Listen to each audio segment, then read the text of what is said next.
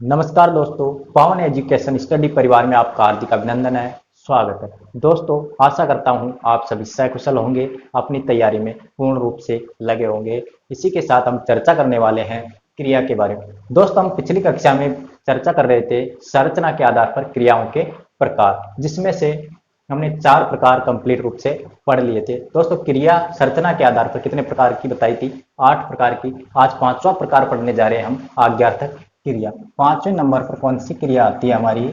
आज्ञार्थक क्रिया। दोस्तों, इसी को हम विधिवाचक क्रिया भी कहते हैं। कौन सी क्रिया कहते हैं? विधिवाचक क्रिया भी कहते हैं। एग्जाम में किसी भी नाम से आपसे आंसर पूछा जा सकता है। आज्ञार्थक क्रिया, इसी को ही हम विधिवाचक क्रिया भी कहते हैं। बात करते हैं हम आज्ञार्थक क्रिया किसे कहते हैं। तो दोस्तों, जिस वाक्य में आज्ञा, उपदेश या प्रार्थना सूचक क्रियाओं का बोध हो, उसे हम आज्ञार्थक क्रिया कहते हैं। यानी जिस वाक्य में आज्ञा, उपदेश या प्रार्थना सूचक क्रियाओं का क्या हो, बोध हो, उसे हम आज्ञार्थक क्रिया कहते हैं। जिस वाक्य में आज्ञा, उपदेश और प्रार्थना सूचक क्रियाओं का क्या हो, बोध हो। बोध का मतलब जानते हो आप? ज्ञान। बोध का अर्थ क्या होता है? ज्ञान। यानी बोध हो या ज्ञान हो, वहां क्या होती है? आज्ञार्थक क्रिया होती है। दोस्तों, आज थोड़ा सा गला खराब, इसलिए आवाज खरखरी सी आ रही होगी आपको, लेकिन कोई बात नहीं, समझ जाना। जिस वाक्य में आज्ञा, उपदेश या प्रार्थना सूचक क्रियाओं का क्या हो, बोध हो, वहां आज्ञार्थक क्रिया होती है। जैसे गरीबों की मदद करो। गरीबों की मदद करो। दोस्तों, यहाँ पे हमें बोध हो रहा है कि कोई उपदेश दिया जा रहा है। क्या किया जा रहा है? यहाँ पर कोई उपदेश दिया जा रहा है कि गरीबों की मदद करो। यानी जहां पर उपदेश दिया हो, आज्ञा दी हो या प्रार्थना की गई हो, वहां पे क्या होती है? आज्ञार्थक क्रिया होती है या विधिवाचक क्रिया होती है। ठीक है। दूसरे उदाहरण से समझिए आप, गायों की रक्षा करो।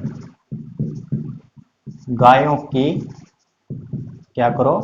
रक्षा करो। यहाँ पे भी हमें बोध हो रहा है कि क्या बोध हो रहा है कि यहाँ पर भी उपदेश दिया जा रहा है। क्या किया जा रहा है? उपदेश दिया जा रहा है कि गायों की रक्षा करो। तीसरा उदाहरण, तुम यहां से चले जाओ।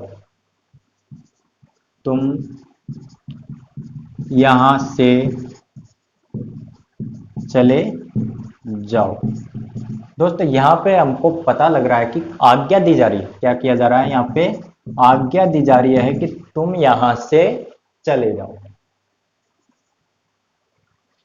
चौथा उदाहरण लिखिए आप, कृपया मेरे एसएमएस का उत्तर क्या करना? जरूर देना। कृपया मेरे एसएमएस का उत्तर जरूर देना। क्या किया जा रहा है? यहाँ पे प्रार्थना की जा रही है, कृपया मेरे मैसेज का उत्तर जरूर देना। समझ गए होंगे आप उदाहरण से। यानी जिस वाक्य में आज्ञा, उपदेश या प्रार्थना सूचक क्रियाओं का क्या हो, बोध हो, वहां आज्ञार्थक क्रिया होती है। इसके बाद छठे नंबर पर आती है, या छठा प्रकार है सजातीय क्रिया। छठा प्रकार है दोस्तों सजातीय क्रिया। सजातीय यानी शब्द से ही पता चल रहा है कि यानी समान जाति की, यानी दोनों क्रियाएं क्या हो? समान धातु से बनी हो, यानी सजातीय यानी समान जाति की। तो सजातीय क्रिया किसे कहते हैं? जिस वाक्य में एक ही धातु के क्रिया और कर्म दोनों किसके हो? एक ही धातु से बने हो, उन्हें क्या कहते हैं? सजातीय क्रिया कहते हैं। जिस वाक्य में एक ही धातु के क्या हो, क्रिया और कर्म,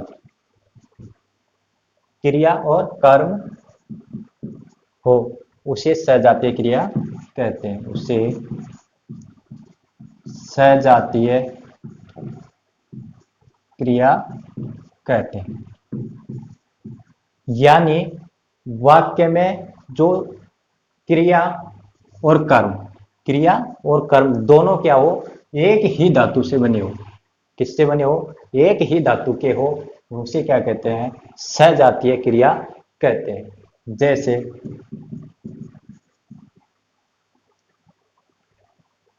भारत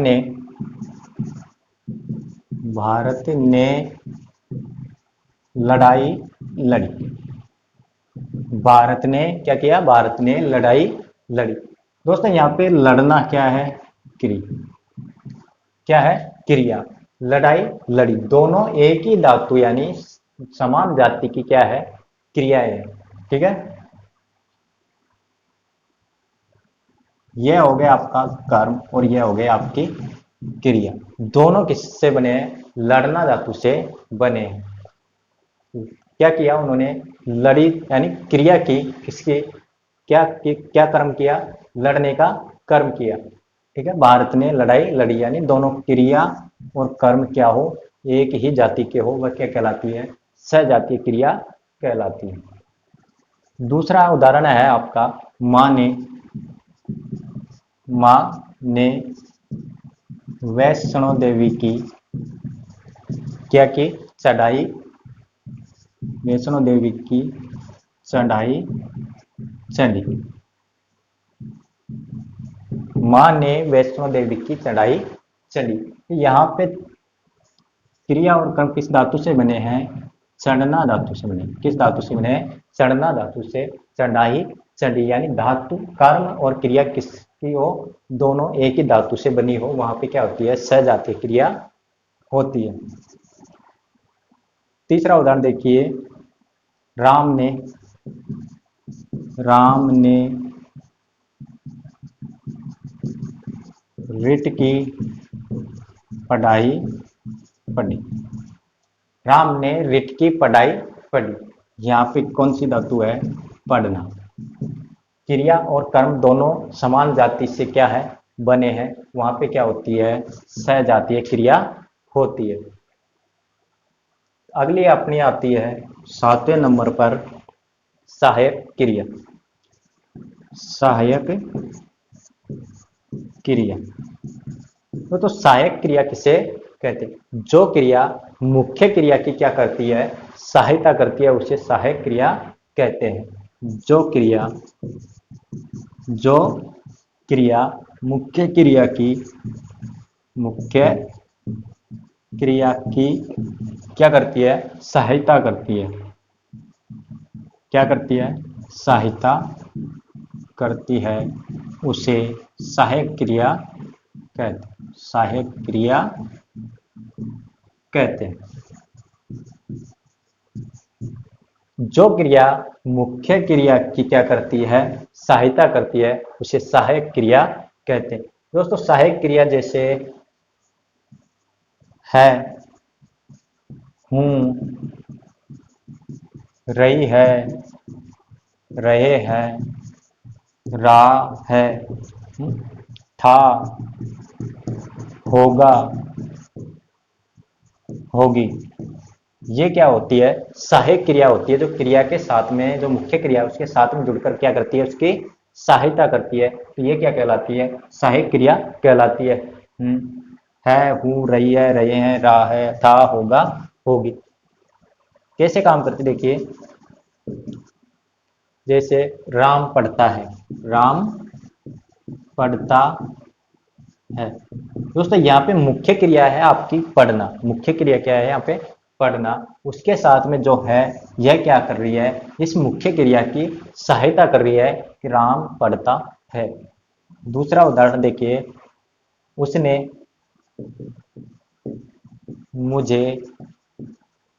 मुझे पुस्तक दे दी है, उसने मुझे पुस्तक दे दी है। तो यहाँ पर मुख्य क्रिया क्या है आपकी? देना। मुख्य क्रिया क्या है आपकी? देना। इसकी सहायता कौन कर रही है? दी है। इसकी सहायता कौन कर रही है? दी है। तो जो मुख्य क्रिया की सहायता करती है वह क्या कहलाती है? सहायक क्रिया कहलाती है। उसने मुझे पुस्तक दे दी है। तीसरा उदाहरण, वह आया होगा। वह आया होगा। दोस्तों मुख्य क्रिया क्या होगी आपकी? आना। और सहायकता कौन कर रही है? होगा, यानी वह आया होगा। चौथा उदाहरण देखिए आप, सीता पढ़ रही है। सीता क्या कर रही है? पढ़ रही है। मुख्य क्रिया आपकी हो गई पढ़ना। इसमें सहायता कौन कर रही है? रही है। क्या कर रही है? सीता पढ़ रही है। दोस्तों जो रही है, रहे हैं, रहा है, था, होगा, होगी, ये सब क्या कहलाती है? आपकी सहायक क्रिया कहलाती है। जो कि मुख्य क्रिया में जुड़कर उसकी सहायता करती है, उसे क्या कहते हैं? सहायक क्रिया कहते हैं। ठीक है, उसे क्या कहते हैं? सहायक क्रिया कहते हैं। अगली हम अपनी संरचना के आधार पर जो प्रकार है आठवां, वह है आपका कृदंत क्रिया। आठवें नंबर पर आती है दोस्तों कृदंत क्रिया। कृदंत क्रिया यानी जो क्रिया प्रत्यय के योग से बनती है। जो क्रिया किसके योग से बनती है? प्रत्यय के योग से बनती है, उसे क्या कहते हैं? कृदंत क्रिया कहते हैं। जो क्रिया प्रत्यय के योग से बनती है।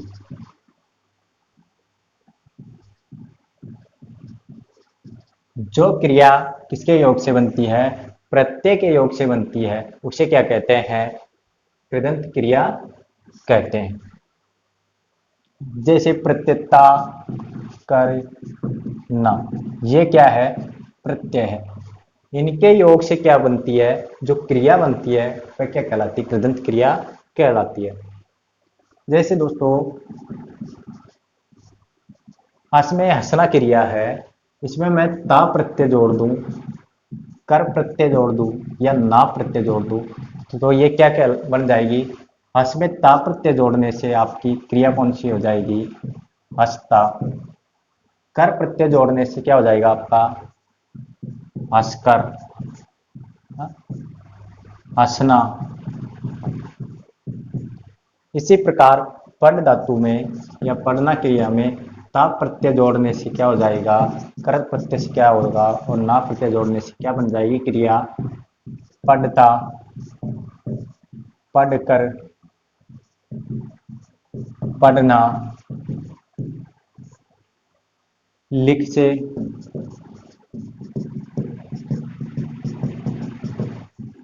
लिखता। लिख कर। लिखना।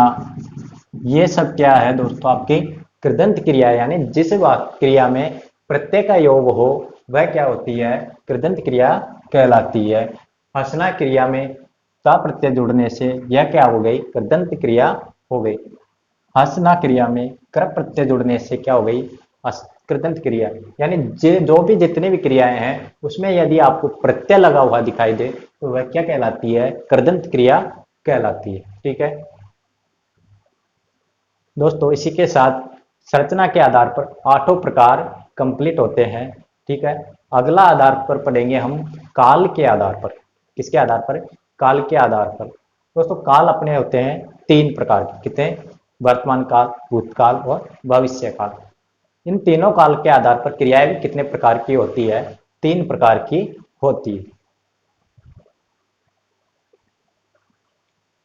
अगला वेद पढ़ेंगे हम काल के आधार। किसके आधार पर?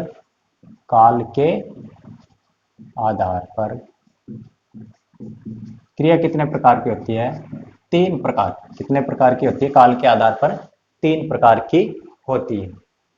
दोस्तों पहला प्रकार है आपका वर्तमान कालीन। वर्तमान कालीन। दूसरा प्रकार आता है आपका भूतकालिक। कौन सा? भूतकालिक। और तीसरा प्रकार है भविष्यकालीन।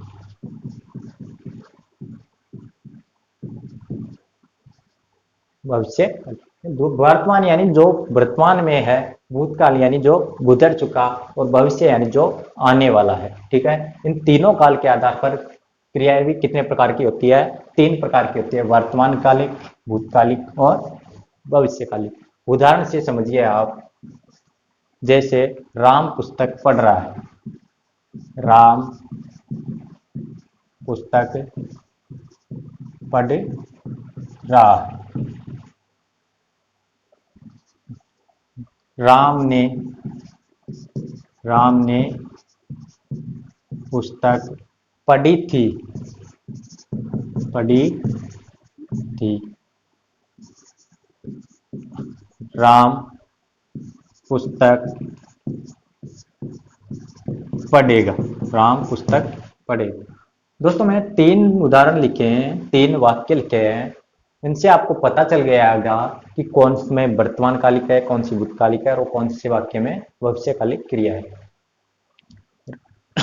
राम पुस्तक पढ़ रहा है, राम पुस्तक पढ़ रहा है यानी वह क्या कर रहा है? पुस्तक पढ़ रहा है, यानी अभी भी वह पढ़ रहा है। इसमें कौन सी हो जाएगी?